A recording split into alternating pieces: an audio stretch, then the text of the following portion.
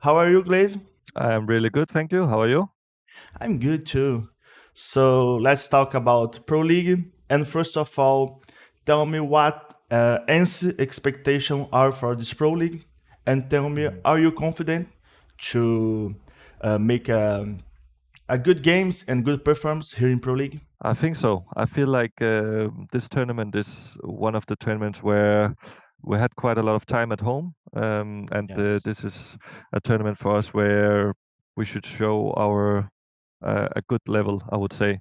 I really want us to get into playoffs. I mean, that should be minimum, and if we can get further from that, then I would be really happy as well. Okay. And in your opinion, which four teams in Group C do you think will advance to the playoffs? Okay, so if I have to pick four teams that is gonna be going to playoffs from our group, I would pick Mouse, Okay. and then I would pick ourselves. So that would be two.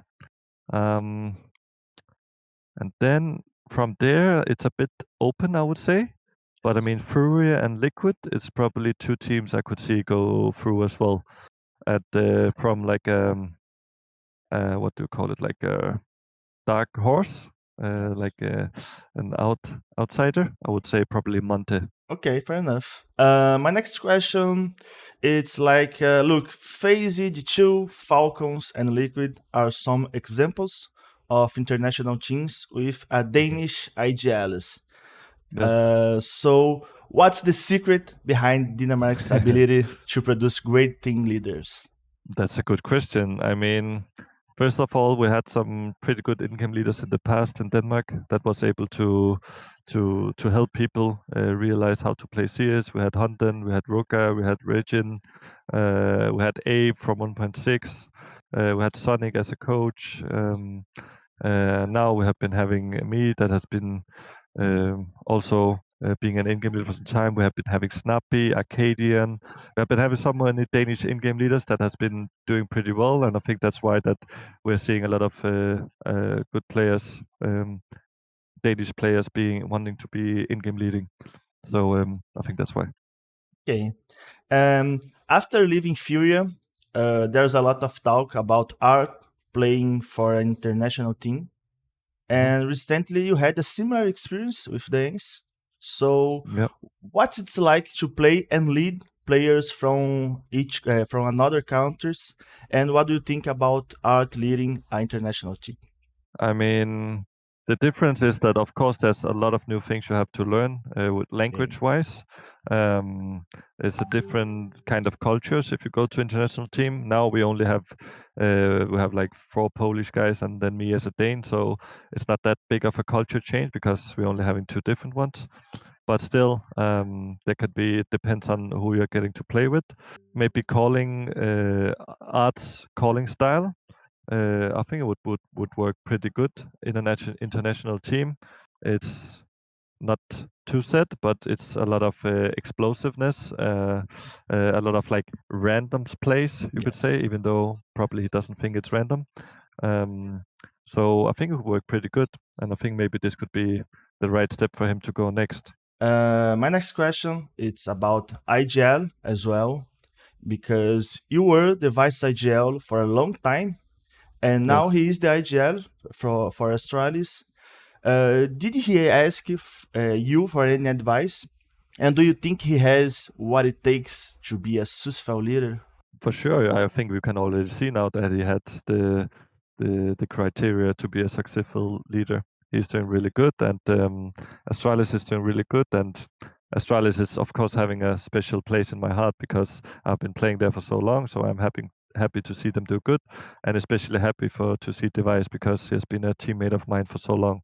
So I think he has what it takes, and I think he has good people around him also, like having a good coach in Ruka, and also having Stown as the secondary IGL who was helping Heroic a lot as well.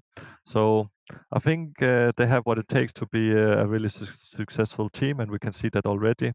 He didn't kind of ask me for advice, but I know that he is kind of taking some of the older Stratus playstyle and trying to implement it, of course, because this is what he knows that has been working in the past. But of course, he is always also thinking about the meta has been changing and new stuff as well. So I think he's doing a good job, and yeah. And my last question, let's talk a bit about fatherhood.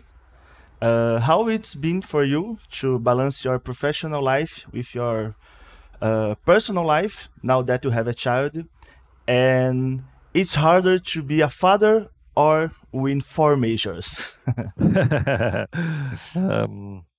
I would probably say it's harder to win 4 majors. I Okay. mean, most people is going to become a father, but not everyone is going to win 4 majors, so Fair probably it enough. will be harder. But it has been really nice becoming a dad. The first 2 years were a bit hectic. You have to kind of learn how to be in that role while being a person that needs to perform as well in your job. So finding the right balance of work and being with your kid and family is something that you need to realize. I think it's starting to get much easier now, I would say, because the boy is getting older now. He's 2.5 years old, and yeah, it's just everything is getting easier, and it's good. Now to finalize our interview, can you leave a message for your Brazilian fans that support and like to watch you guys? Of course, of course. Hello, all Brazilian guys. I'm so happy that you're watching all of this Counter-Strike. I know you're following the Brazilian teams the most, and we played them 3 times at the major, and we lost all 3. So probably you are happy to witness that. But next time we will do our best to win.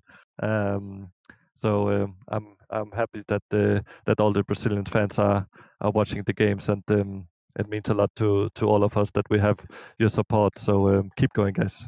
That's it, gla1ve. Thank you so much for your time. Foi isso, galera. Essa foi mais uma entrevista aqui, diretamente da Pro League Season 19. Continue com a Game Arena, porque vem muito mais conteúdo por aí.